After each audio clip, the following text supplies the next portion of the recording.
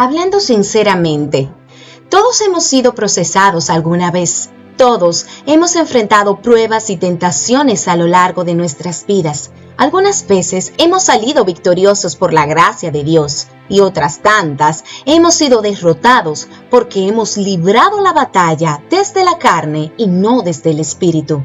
Quizás tenga mucha imaginación, pero en ocasiones he sentido que hay luchas espirituales que emulan a un ring de boxeo. Sí, a un ring de boxeo, donde te enfrentas al feroz adversario cara a cara y guante con guante. Solo que en esta ocasión el oponente que ocupa la otra esquina del cuadrilátero no es una persona de carne y hueso, sino un representante de las tinieblas. Esto me hace recordar lo que dijo el apóstol Pablo en la carta a los Efesios, capítulo 6, versículos del 11 al 13. Revístanse de toda armadura de Dios para que puedan hacer frente a las acechanzas del diablo. La batalla que libramos no es contra gente de carne y hueso, sino contra principados y potestades, contra los que gobiernan las tinieblas de este mundo, contra huestes espirituales de maldad en las regiones celestes. Pero, ¿qué son principados, potestades y huestes espirituales? Esta es una muy buena pregunta. En este contexto, el apóstol Pablo se refiere a las autoridades que gobiernan el mundo espiritual, que están organizadas por jerarquías y distribuidas por territorios, en este caso del reino de las tinieblas, que es gobernado por Satanás. Retomando los versículos que mencionamos de Efesios capítulo 6, versículos del 11 al 13, es un hecho inminente que en este mundo estaremos bajo fuego cruzado, no una, sino muchas veces hasta el día de Jesucristo o que partamos a la presencia del Señor. Nos enfrentaremos a contrincantes de alto calibre que antes de subir al ring de boxeo espiritual nos han estudiado muy bien, saben los detalles de nuestra ficha técnica, por ejemplo, nuestra identidad, a qué reino pertenecemos, también conocen la estatura y el peso espiritual que portamos como resultado de la fe, el conocimiento de Dios y de los procesos, pruebas y tentaciones aprobadas o reprobadas delante del Altísimo. Es oportuno resaltar en este punto que dos de los elementos más importantes para el crecimiento espiritual son la fe, que viene por el oír y el oír de su palabra, Romanos 10:17, y de la intimidad con el Espíritu Santo, de la cual se desprenden la revelación y la sabiduría, Primera de Corintios 2, versículos del 11 al 15. Y digo esto precisamente porque debemos tener muy claro que necesitaremos de la fe y de la intimidad con Dios como preparación o entrenamiento indispensable y permanente para poder resistir en el ring o cuadrilátero de la tentación, en el cuadrilátero de la prueba y en el cuadrilátero del proceso. 3 escenarios distintos, con intenciones distintas, pero ciertamente tendremos que enfrentarlos. Permíteme decirte que la resistencia es vital en cualquier cuadrilátero que te toque enfrentar. ¿Por qué? Porque cada fragmento o parte de la pelea, mejor conocido en el mundo del boxeo como asaltos, duran un tiempo determinado, dependiendo de la categoría a la que pertenezcan los combatientes. Aplicándolo ahora al mundo espiritual, la prueba, el proceso o la tentación que enfrentes tiene un tiempo determinado de duración. Y mientras esto pase, debemos librar la pelea con las armas y las estrategias establecidas por Dios para cada caso en particular. Y esto, por supuesto, implica dirección divina. Los detalles que les comentaba al principio de la reflexión sobre la ficha técnica espiritual que cada ser humano tiene y los datos que el adversario obtiene fruto de sus acechanzas nos clasifican en una categoría específica para la pelea. Le dice al mundo espiritual si nosotros somos peso ligero, peso medio o peso súper pesado. Estoy utilizando aquí algunas de las categorías que son propias del boxeo en el orden natural. Bien, en base a nuestra estatura y peso espiritual, será el tipo de oponente que subirá al ring. Por ejemplo, quizás una tentación tipo peso mosca ligero sea la que te coloquen en tu trabajo cuando te falte el dinero para llegar a fin de mes y casualmente tengas acceso a las cuentas bancarias y a las cajas de efectivo de la empresa. O quizás justamente te llame una persona ofreciéndote la posibilidad de llevar a cabo el negocio de tu vida. Un negocio mágico de remuneración inmediata, pero ilícita. En ese cuadrilátero de la tentación, debes combatir ante un oponente que te dice: está bien si tomas solo un poco, nadie lo verá.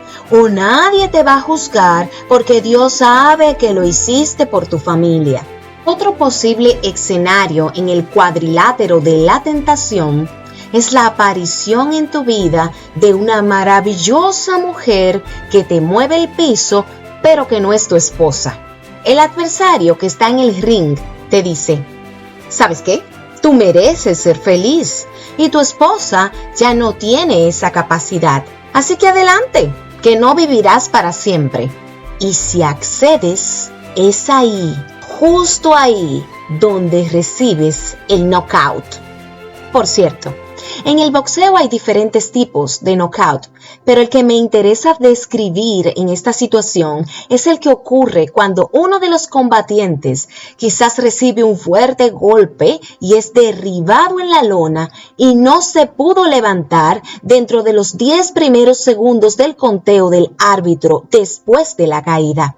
En fin, para el gran número de veces que estaremos en el cuadrilátero de las tentaciones, la Biblia nos aconseja en Efesios capítulo 6, versículo 13, por tanto, echen mano de toda armadura de Dios, para que, cuando llegue el día malo, puedan resistir hasta el fin y permanecer firmes. Este principio también puede aplicarse a pruebas y procesos. Bien, por otra parte, puede tocarte subir al cuadrilátero de las pruebas. La palabra dice en Proverbios capítulo 17, versículo 3, en el crisol se prueba la plata y en el horno se prueba el oro, pero al corazón lo prueba el Señor.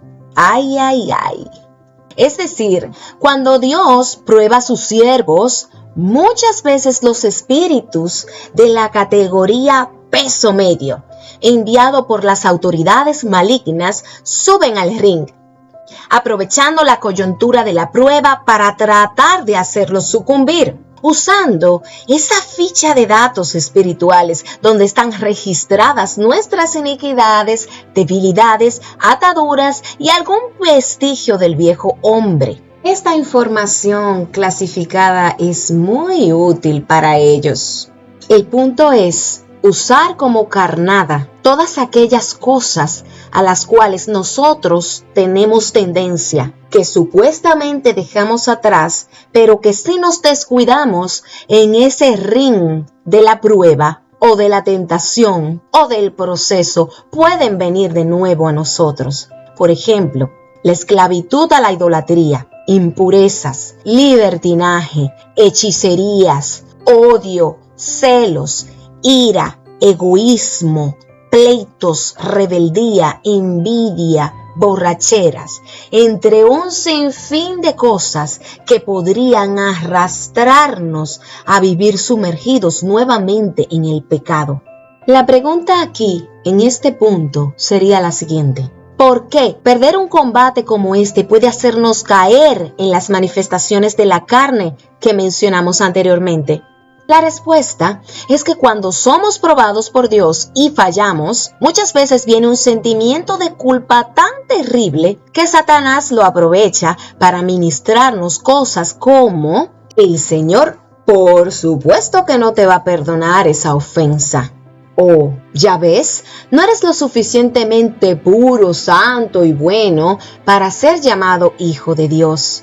Otra vez tropezaste con la misma piedra. Así que mejor ya date por vencido y abraza tu viejo hombre nuevamente. O en el caso de las mujeres, abraza a tu vieja mujer. Aunque este término no está en la Biblia, pero el caso es que vuelvas a la naturaleza que tenías, que se deja llevar por los deseos de la carne y el pecado. El recurso de acudir a nuestra antigua postura puede suceder tanto cuando eres tentado como cuando eres probado. Por ejemplo, Pedro negó a Jesús. Esto lo vemos en Lucas capítulo 22, versículos del 54 al 62. Él no podía perdonarse. Su traición le supo tan amarga y la decepción que tenía de sí mismo era tan pronunciada que volvió a pescar. Pero Jesús fue al encuentro de sus discípulos junto al lago Tiberías y los reafirmó en la fe a través de la confesión de amor. Y fue así como este apóstol abrazó el compromiso de apacentar las ovejas de Cristo y se levantó del knockout que lo mantuvo inconsciente sobre el cuadrilátero tanto tiempo. Juan 21. En contraste, Judas entregó a Jesús por 30 piezas de plata a los fariseos. Luego, cuando vio que habían condenado a Jesús, él sintió remordimiento por el daño que había hecho. Sin embargo, la Biblia no registra que él se haya postrado a pedir perdón a Dios por su acción. Él jamás se levantó del cuadrilátero después del golpe letal. Satanás aprovechó la vieja naturaleza de Judas y le dio la solución carnal para acabar con el dolor, el suicidio. Mateo capítulo 27, versículos del 1 al 10. Dejando atrás a Judas, ahora traten de imaginarse el siguiente escenario que encontramos en Génesis capítulo 22, versículos del 1 al 19, cuando Dios probó el amor y la fidelidad de Abraham al solicitarle que sacrificara al hijo de la promesa en el monte Moriah. Señores, estamos hablando del hijo que él esperó durante largos años, 25 para ser exacta. ¿Qué habrá sentido Abraham? ¿Qué le habrá pasado por la mente? Quizás al subir al ring de boxeo espiritual, el oponente trató de influenciarlo diciéndole: no lo hagas, porque tú amas a Isaac. ¿Por qué Dios te pide esto? ¡Qué injusticia!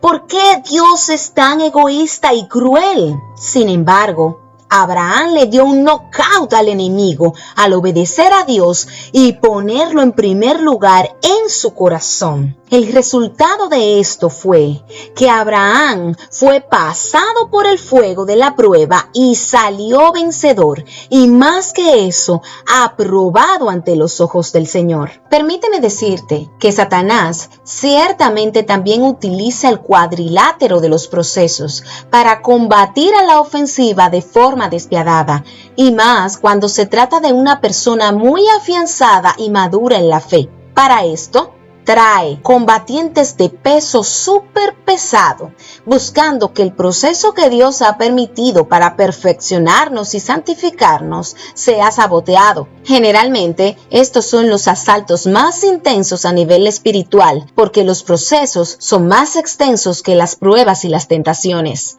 Hablando en términos generales, durante la pelea de boxeo, cada combatiente tiene asignada una esquina del cuadrilátero, que representa la reagrupación, donde el equipo de apoyo del deportista, o comúnmente llamado equipo de esquina, atiende las heridas, le ofrecen agua y consejos al púgil para poder vencer al contrincante. En el caso del ring espiritual de boxeo, ese momento entre un asalto y otro, en medio de la tempestad, debe ser aprovechado para entrar en la presencia de Dios, dejar que Él mismo sacie nuestra sed, cure nuestras heridas emocionales y espirituales y adiestre nuestras manos para la batalla. Salmo 18 del versículo 34 al 36. El término adiestrar significa hacer diestro, enseñar y entrenar. Pero ¿acaso esto quiere decir que debemos entrenar espiritualmente para enfrentar a nuestros oponentes en el cuadrilátero? Definitivamente es un sí.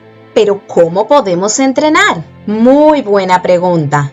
A continuación te voy a dar los pasos más importantes. Número 1. Si no has aceptado a Jesucristo como tu Señor y Salvador, debes reconocerlo y entregarle tu vida. Número 2. Desarrolla un vínculo de confianza con tu mentor. Dice el libro de Proverbios, capítulo 3, versículos del 5 al 6. Confía en el Señor con todo tu corazón. No dependas de tu propio entendimiento. Busca su voluntad en todo lo que hagas y Él te mostrará cuál es el camino a tomar. Número 3. Haz uso de las armas espirituales que tienes a tu disposición.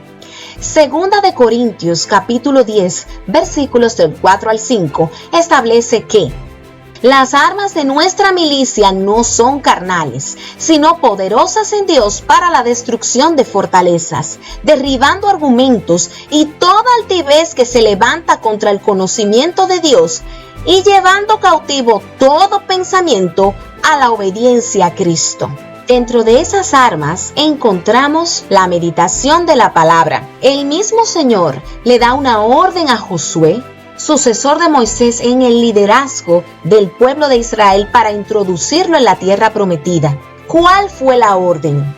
Que recitara la ley y meditara en ella día y noche, que cumpliera con cuidado todo lo que estaba allí escrito. Este mandato, registrado en Josué 1:8, tenía una promesa condicional de parte de Dios para Josué, y fue la siguiente: así prosperarás y tendrás éxito. Josué entrenaba constantemente para sus batallas espirituales. Se preparaba rigurosamente para enfrentar cada cuadrilátero. Él estaba en la voluntad de Dios y por eso el Señor lo respaldaba a un nivel tan grande, pero tan grande, que la Biblia registra en el libro de Josué, capítulo 10, versículos del 12 al 14, el momento en que en medio de la batalla contra los amorreos, Josué dijo: Sol, detente en Gabaón, y tú, luna, en el valle de Ajalón. Y el sol se detuvo y la luna se paró, hasta que la gente se hubo vengado de sus enemigos. ¡Wow! ¡Wow! Esto jamás se vio ni se ha repetido en la historia de la humanidad, ni antes ni después de Jesucristo. Ahí tenemos una idea de lo que puede resultar el respaldo de Dios cuando enfrentas al enemigo en el cuadrilátero. Claro, siempre y cuando estemos en la voluntad perfecta del Señor. Otra arma espiritual poderosísima es el ayuno. El ayuno no es pasar hambre, es un periodo de consagración especial en que decidimos voluntariamente abstenernos de comer o beber, parcial o totalmente, apoyados en la oración y en la lectura de la palabra. El ayuno no debe ser hecho con el propósito de cambiar la perspectiva de Dios con respecto a un asunto, sino de dejar el escenario abierto para que Dios moldee nuestro carácter y nuestro corazón al suyo. Un hombre de gran visión espiritual que usaba correctamente esta herramienta, esta disciplina espiritual que es el ayuno, fue Daniel, uno de los profetas mayores de la Biblia. Él combinaba el ayuno, el cilicio y la oración para consagrarse a Dios. Sucede que en el tiempo que reinaba Ciro en Persia, Daniel estaba afligido, buscando la respuesta sobre el retraso de una profecía dada al profeta Jeremías en torno a la desolación de Jerusalén y sus 70 años de duración. Ante la angustia de su proceso, cuando él se vio en el cuadrilátero del proceso, utilizó sus herramientas espirituales correctamente, sumadas a un corazón contrito y humillado. Así, buscó fervientemente el rostro de Dios. Y les cuento que a pesar de las guerras que se vivieron en las regiones celestiales para impedir que Daniel recibiera la revelación que tanto buscaba, un ángel logró descender para darle la respuesta. Daniel capítulo 10 y 11. Hablemos ahora de la herramienta de la oración. Es indispensable. simple y sencillamente, porque es una doble vía de comunicación mediante la cual recibimos aliento, instrucción, visión a largo plazo, estrategias para la batalla. La oración promueve la intimidad de lo secreto, el deleite en la presencia de Dios para santificarnos y fortalecernos antes de subir a cualquier cuadrilátero.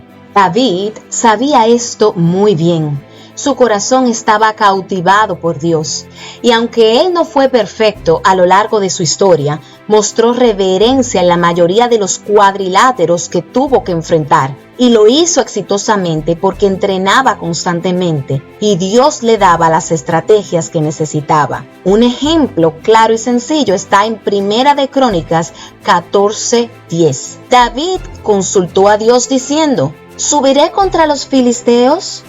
¿Los entregarás en mi mano? Y el Señor le dijo: sube, porque los entregaré en tu mano. Dicho y hecho.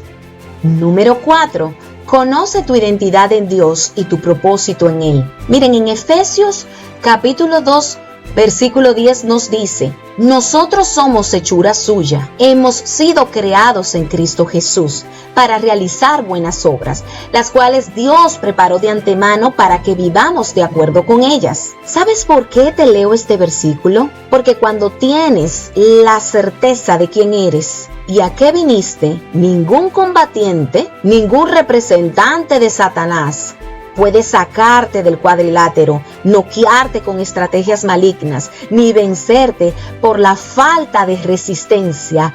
No eres alguien de doble ánimo que hoy sabe quién eres y mañana no. Por eso es importante. Bien, antes de finalizar, quiero recordarte que Satanás anda buscando a quien devorar. Siempre aprovechará el cuadrilátero de las tentaciones, el cuadrilátero de las pruebas o el cuadrilátero de los procesos para tratar de darte un knockout antes de que termine el primer asalto. Otra cosa, debes estar preparado para estos escenarios con el entrenamiento adecuado. Repetimos, la meditación de la palabra, la oración, el ayuno y el cilicio. Un punto muy importante es que las estrategias de Satanás para vencerte no son nuevas. Por lo tanto, puedes reconocerlas con el discernimiento del Espíritu Santo. Ejemplo, la distracción, el entretenimiento, la autosuficiencia del hombre, el ego, el placer, la ambición, la vanidad y las adicciones, entre muchas otras más.